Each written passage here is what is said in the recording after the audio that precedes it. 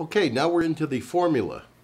Uh, this is one of my, for lack of a better description, one of my crown jewels. I love them all, every one of them. The formula was very special because it teaches you how to do things that could take you 4 years in a college. I've actually heard these comments. What is the formula? Let's talk about it for a second. You know, when I was a young kid back in the 60s, I used to listen to Oscar Peterson, Art Tatum, and all these great piano players, along with several others. And they would take a tune, and when they would play it, their chords with the melody line would be much different than anything you would see in a lead sheet. For example, you would take a tune like, here's something simple, a tune called Secret Love. It's in the key of E flat. That's the melody line. Now, if you look at the chord in the real book over the change, it says E flat sixth. So you play E flat sixth, and you say, wow, what happens here?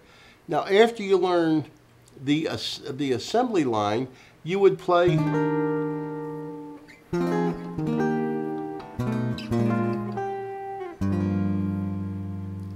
you would learn how to play it with the correct chords. Those are the chords per what's in the real book or any standard lead sheet. Just a simple chord.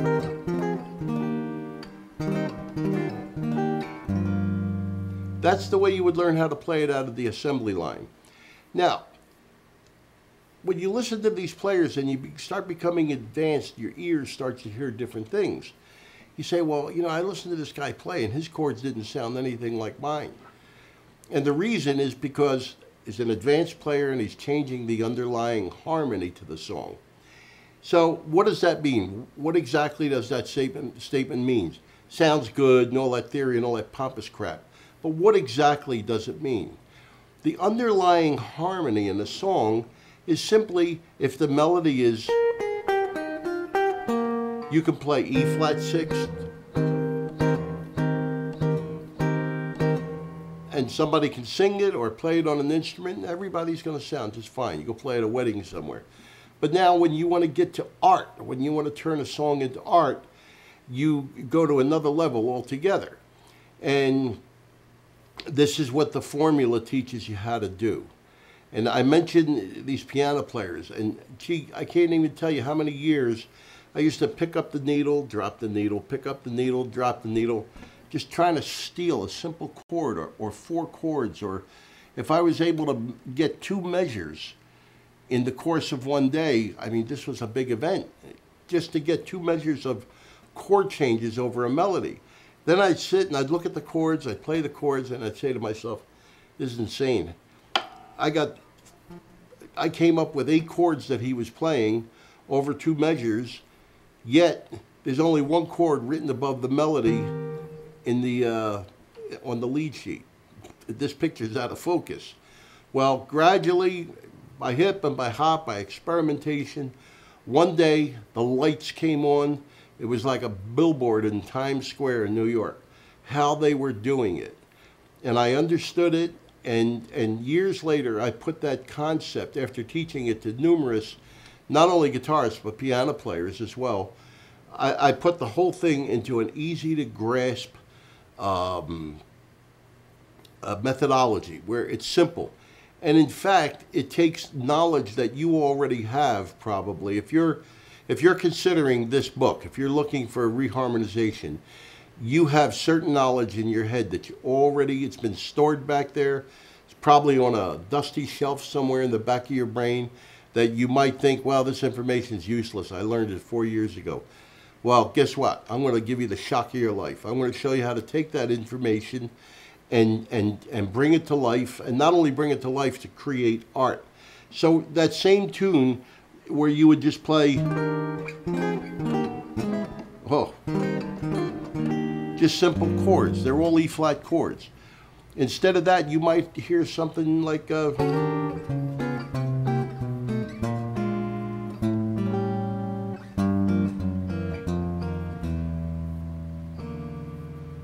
not the same article anymore. The guys in the studio are giving me funny faces here.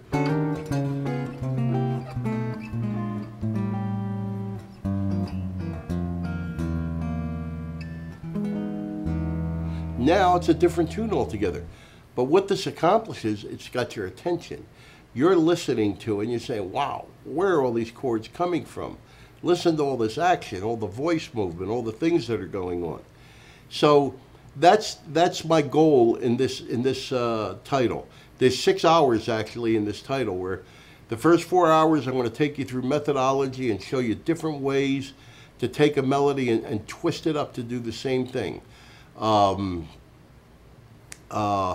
And then once you do that, we take three simple tunes in the next the second DVD, and I actually show you how to apply it to songs, and we'll be doing that actually through the whole course of the first DVD, applying it to snips of different melody. You know, there's so many things you could do. You take a tune like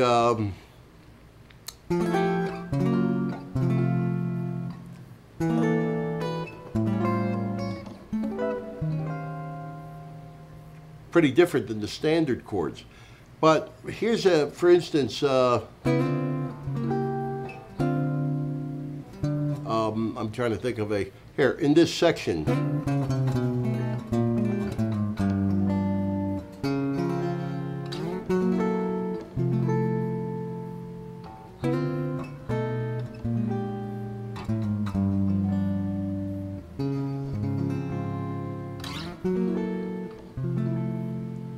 Now you have art. It's a great song to start with, but you have art. You took a simple melody line and you dressed it up with all kinds of gorgeous harmony and chords around it. And that's basically the essence of the formula. That's what it teaches you how to do. And again, you may be saying, this sounds complicated. The end result is extremely complex, but getting to it is not, believe it or not. You probably have this information in your mind, you've learned it, and you just don't know. No one's showing you how to use it to great advantage. I will. You'll remember me as the crazy Italian guy that showed you how to put this stuff to work. Incidentally, there's a couple of colleges out there that are using this as a methodology to teach this kind of harmony in jazz classes. Anyway, let's go on to the next title. There you have it. That's the formula. Enjoy it, and send me a tape of your playing after you get something down and do an arrangement on something. Send it out. I just love hearing those things. All right, let's go on to the next one.